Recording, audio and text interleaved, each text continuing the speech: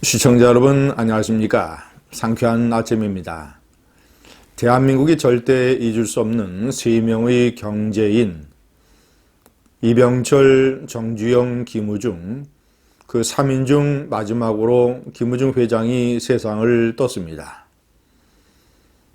그는 내일 연결식을 거쳐서 땅에 묻히게 됩니다. 수원 아주대병원에서 열립니다. 김우중 회장의 참으로 파란만장한 이 그룹의 성장과 해체를 생각할 때마다 세계 경영이라는 것이 그에게 빛과 어둠을 가져다 줬다. 세계 경영, 글로벌 경영, 세계는 넓고 할 일이 많다. 한국 경제의 경제 영토를 넓히고 자라는 많은 세대의 젊은이들에게 어떤 꿈과 용기를 줬던 그 캐치프레이즈, 세계 경영. 그래서 1998년에는 대우는 국내 재계 2위, 현대에 이어서 그리고 포춘지가 선정한 세계 글로벌 기업 18위, 신흥국 출신으로서는 가장 많은 기업 수를 가지고 있는 최대 다국적 기업, 이런 기록을 만들게 됩니다. 그러나 동시에 세계 경영 때문에 전 세계에 걸쳐서 엄청나게 넓은 면적의 기업의 몸집이 널브러져 있다 보니까 IMF라고 하는 그 위기의 태풍을 비껴나지 못했습니다. 전 세계에 걸쳐 있는 공룡 같은 기업이기 때문에 IMF 위기에 더욱 취약한 구조를 가질 수밖에 없었죠. 그래서 부도와 그룹 해체라고 하는, 그래서 동시에 국가 경제에 상당한 부담을 지었던 그런 어떤 영역의 경제인 김우중. 그러나 그런 논란을 떠나서 그가 70년대, 80년대 한국의 고도 성장의 기관차 역할을 했다는 것은 절대 지워지지 않는 업적입니다. 특히 박정희 대통령의 중화공업과 방위산업에 적극적으로 동참해서 그 분야에서 박정희의 근대화 경제를 떠받치는 중요한 기둥이었죠. 만약에 IMF 위기가 없었더라면 대우그룹은 건재했을 것이고 아마 김우중 회장의 장례식은 대우그룹 장으로 번듯하게 아마 거행될 겁니다. 김우중 회장의 유언에 따라서 조용하고 조촐한 가족장으로 치러지게 됩니다.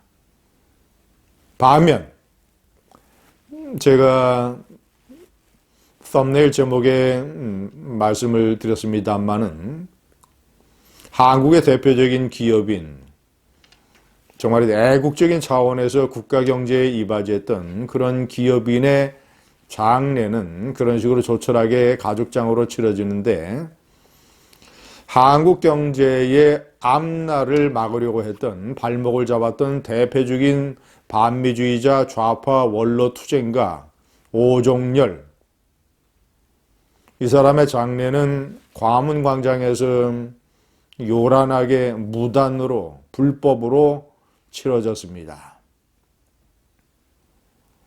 오종열은 대표적인 반미주의 원로 투쟁가입니다. 그는 원래는 초등학교, 중학교 교사 출신인데, 그래서 1980년대 후반 전교조의 전신인, 뿌리가 됐던 전국교사협의회를 창립하게 되죠. 자, 그리고 나서는 이제 반미 좌파 운동의 지도자로 등극하게 됩니다. 효순 미선양 사건, 광우병 시위, 그리고 한미 FTA 저지, 이 3대 반미 시위에 주도적인 역할을 했던 인물이죠. 한국진보연대 총회의장, 그리고 민주주의 민족통일 운동본부의 공동대표, 이런 좌파 진영의 어떤 지도자급의 자리를 차지했던 오정열 좌파 투쟁가, 이 사람의 영결식이 어떻게 무단으로 불법으로 요란하게 치러졌는가를 제가 설명을 해드리겠습니다. 첫 번째, 광화문광장은 이 시 조례에 따라서 사용을 하려면 사전에 신고를 해야 됩니다. 그리고 신고를 해도 저런 장례식은 허용이 될 수 없습니다. 왜냐?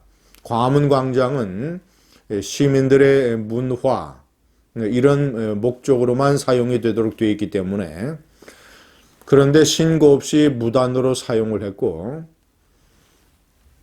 연결식이 열렸던 어제죠. 어제 새벽 4시서부터 전광판과 무대를 설치를 했습니다. 서울시나 경찰이 아무런 제재를 가하지 않았습니다. 무단으로 사용을 하는데도.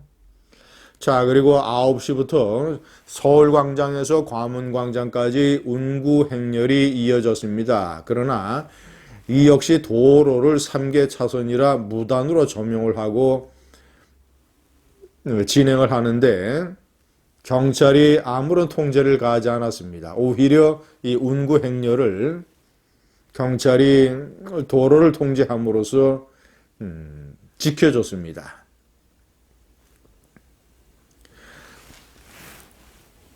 이 영결식은 일종의 좌파들의 정치 행사였습니다. 민노총의 위원장 그리고 이창복, 똑같은 이 좌파 원로 투쟁가 출신이죠. 이런 사람들, 좌파 진영의 투쟁 지도자들이 연단에 올라서 반미, 국가보안법 철폐, 그 다음에 남북, 이런 식의 어떤 이 좌파의 정치 주제를 마음껏 얘기하는 일종의 정치 행사판이 된 것이죠.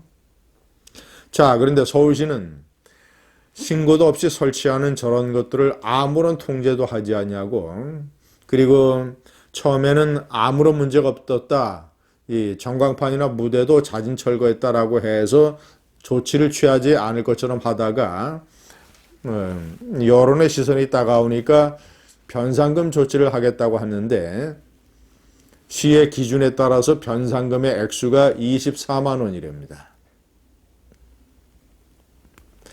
마음대로 서울시 시민들의 공간인 광화문광장을 저런 식으로 무단으로 사용, 요란한 연결식을 하고 치르는 대가가 고작 24만 원.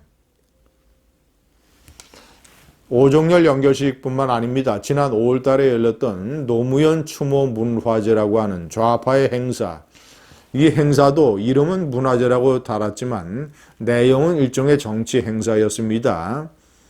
김어준이가 사회를 보고 그 양정철이가 출연을 해서 여러 가지 무슨 정치 참여하느냐, 유시민도 있었죠. 이런 대권 행보 이런 얘기들. 그래서 일종의 정치 토크쇼가 되고 말았습니다. 그런 정치 토크쇼로 사전에 신고가 됐다면 그 행사도 불허되어야 하는 것이었습니다. 이 좌파들의 요란한 연결식, 이런 것들은 지난해 7월이었죠. 노회찬 때도 마찬가지였습니다. 노회찬이 어떻게 해서 죽은 사람입니까?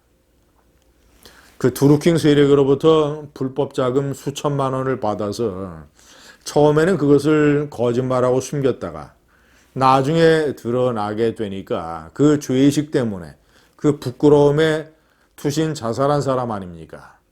더군다나 국회의원이,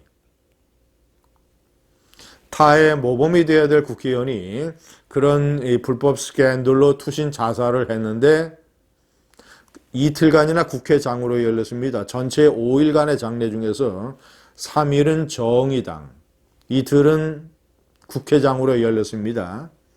그래서 제가 당시에 신랄하게 비판을 했었습니다. 노회찬은 불법 자금을 받은 죄의식 때문에 그래도 어떤 이런 도덕감이 남아 있어서 투신 자살을 해서 자신의 과오를 씻고, 그리고 자신이 몸을 담고 있는 정의당과 좌파의 조직을 위해서 그런 식으로 갔는데, 저승으로 갔는데 이승에서는 국회장을 버리고 요란하게 장례 행사를 한다고 제가 신랄하게 비판을 했었죠. 프랑스의 위대한 지도자, 나치에 맞서서 프랑스 망명정부를 지휘하고 전후에 프랑스 재건에 앞장섰던 위대한 지도자 드골은 유언에 따라서 고향 마을에서 조촐한 가족장으로 생을 마감했습니다. 광화문에서 벌어지는 좌파들의 요란한 연결식, 그들의 내부에는 어떤 내용물이 있겠습니까? 감사합니다.